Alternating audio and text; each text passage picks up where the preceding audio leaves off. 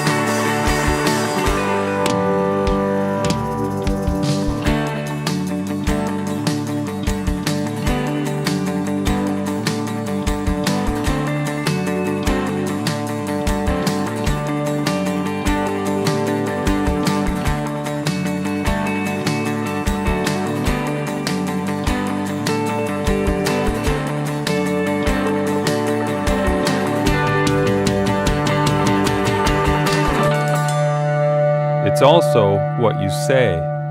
How would you describe a quality installation here today in this hallway? On a typical day, what type of productivity are we going to see out of this gentleman here? Who was in first ahead of you, or your predecessor, who was able to do their work in order for you to do your work? So you have a crew here today. Would you mind kind of taking us through what you're doing out here today? What do you have going on here today, Eric? Well, can you tell me, how do you know when you've had a good day? Are there any other trades that you need to be concerned with in terms of how you do your work?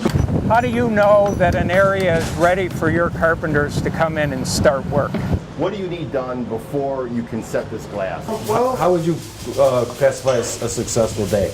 What are some of the defects or issues that come out on a daily basis with your guys? Are there any other trades involved in doing work prior to you doing yours?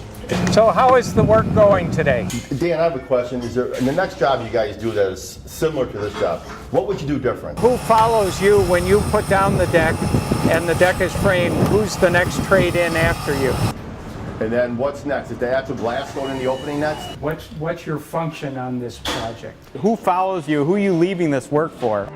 Most importantly, it's about engaging with the people that create value.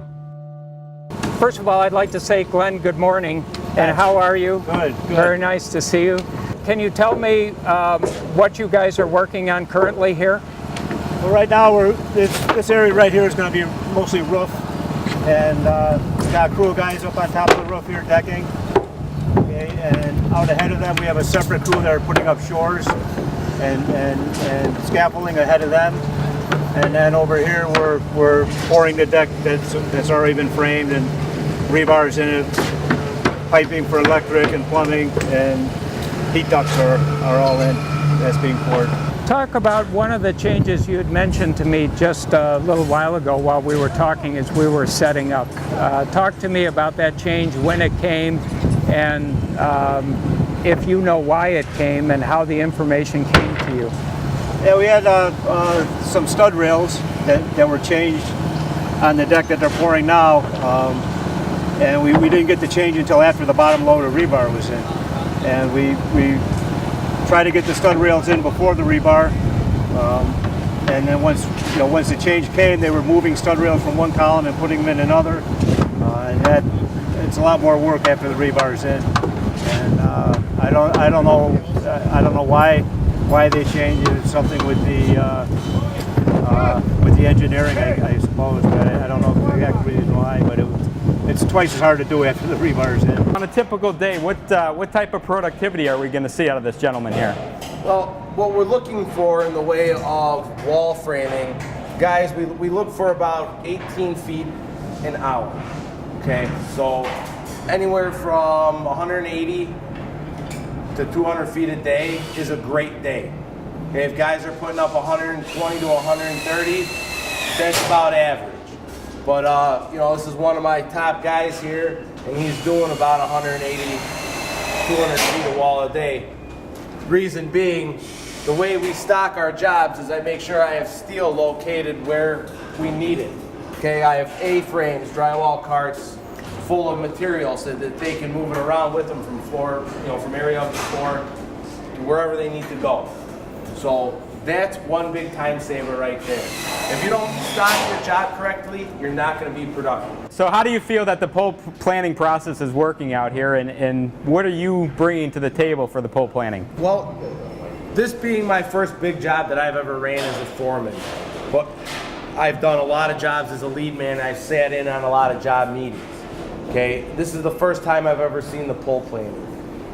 Normally meetings on other jobs, you go in there and you meet, you have 4 meetings a week, and it's a meeting about another meeting to coordinate for the last meeting that maybe then you'll talk about the work. What I like about pole planning is it's done once a week.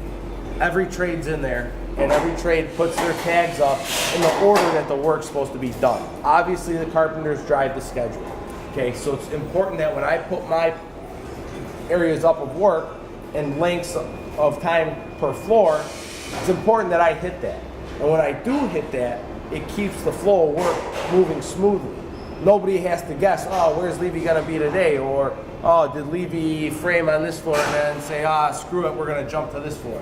That pole planning really helps coordinate the job and keeps the workflow, on an even keel. It's beautiful. So are you seeing great value in this? Is it spurring good conversation? Is it helping with the productivity for your company to ultimately succeed? Absolutely, because I know, based off of what I've seen my workers be able to do and how long it takes the other trades to do their work, it allows me to be able to put together a schedule of when I can release material to go to those floors, and then I can have workers on those floors, and we're much more productive. There's no lost time. There's no having to wait or bounce around. In the long run, it causes Levy to make a lot more money. There's a lot more productivity because there's coordination as to where I'm going next. There's no lost time, and with that comes greater profit.